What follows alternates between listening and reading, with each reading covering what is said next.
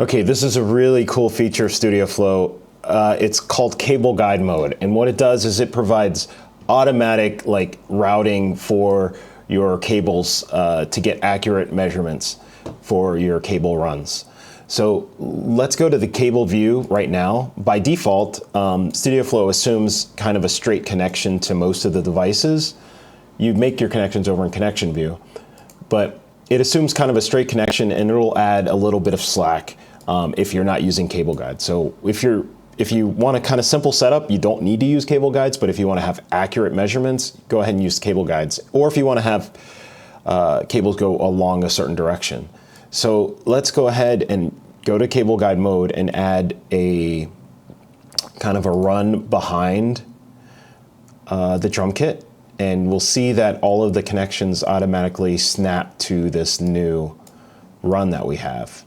The runs don't need to be connected, and they're more of a guide and not an actual cable, because there can be many cables coming down this run. So let's go ahead and put one maybe here. And you'll see that all of the cables will be attached to this run, and this will give us really accurate measurements for the project summary. Over on the project summary, we can see the new updated accurate cable lengths here. And let's go ahead and do the mixer, have this run around the side here. There we go.